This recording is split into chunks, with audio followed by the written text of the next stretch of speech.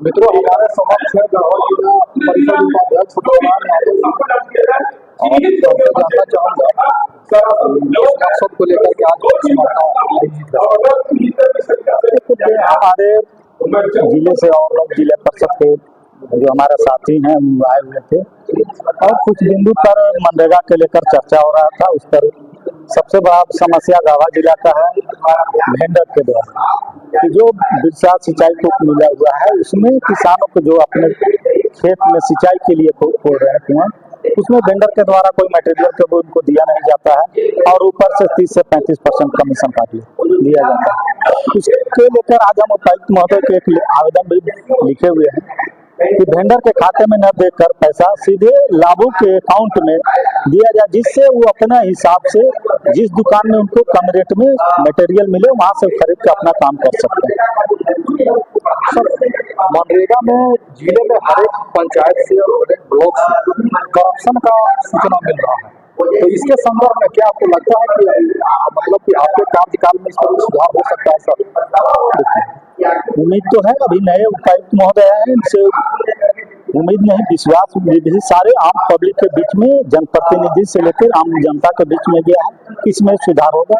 कहीं कहीं पंचायत में बड़े पैमाने पर एक चिन्हित नहीं पूरे जिले की स्थिति खराब है, उसमें हम लोग उनसे मांग भी कर रहे हैं कि सुधार करवाया जाए। कुछ अभी बीच में अभी बात आया था कि चिन्हित करके एक दो पंचायत का जांच करवाया जा रहा है, तो वो जांच पूरे जिले में होना चाहिए, जहां जहां गड़बड़ी है उसके ऊपर होना चाहिए और कार्रवाई भी होना चाहिए। सर, ये खास सवाल आपसे रहेगा कि क्या आप अभी के जो डीसी महोदय हैं उनसे आप विशेष आप मतलब कि आशा रखते हैं? क्या पहले के डीसी महोदय में ऐसा कुछ नहीं था क्या?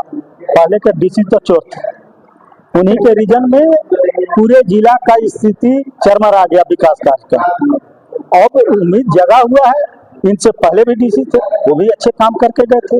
बीच में शेखर जमुआर आए, उनके रीजन में सारे विकास काम था। तो एक मनरेगा ही नहीं, आवास में जाइए वहाँ भी करप्शन हुआ, राशन दुकान में जाइए वहाँ भी करप्शन हुआ, टेंडर वाला ठेका पर जाइए वहाँ भी करप्शन हुआ। तो इसलिए अब वो चले गए हैं, नए आए हैं और डायरेक्ट IAS हैं, इसलिए नए यंग हैं, इन पर उम्मीद और विश्वास जगा हुआ है पूरे जिला का। सरसरी निगाह से आम जनता, खाली जनप्रतिनिधि ही नहीं, आम जनता सरसरी निगाह से देख रहे हैं कि अब विकास का यहाँ पहिया बढ़ेगा और करप्शन पर रोक लगेगी। सर, क्या निजी तौर पर भी क्या शेखर जमुआर सर जो पूर्व डीसी रहे हैं, इनसे आप कहीं ना कहीं प्रभावित हुए थे क्या? किस तरह का आपका बयान हुआ है? सर, प्रभावित हम लोग जनप्रतिनिधि हैं, पर मेरा घर का कोई सदस्य नहीं है। जो प्रतिनिधि पदाधिकारी आएंगे जिले में अच्छे काम करेंगे उनको अच्छा कहा जाएगा, जो गलत काम करेंगे उनको गलत कहा जाएगा। तो इनसे कैसे आप उम्मीद करेंगे? इससे पूर्व भी तो कई सारे युवा डीसी भी गढ़वा में आए हैं, बड़ा उम्मीद किया जाता रहा है। यदि सिवाय हम रमेश घोलप को मान लें, इनके अलावा कोई भी डीसी का जो है रुझान और उनकी संलिप्तता जो है या उनका आम जनमानस से सरकार जो है रमेश घोलप के अलावा तो किसी भी डीसी का ना रहा नहीं, इनसे कैसा उम्मीद आप करेंगे? देखिए, रमेश घोलप जी के समय में आप भी घूमते होंगे, जिले में एक अच्छे वातावरण की शुरुआत हुआ, विकास में भी अच्छा हुआ और गरीबों की काम होता था। उनसे पहले भी होता था, लेकिन वो आए तो खास करके जो नीचे तबके के गरीब लोग थे उनसे उम्मीद बढ़ा हुआ था और बैठ कर उनको काम भी करते थे।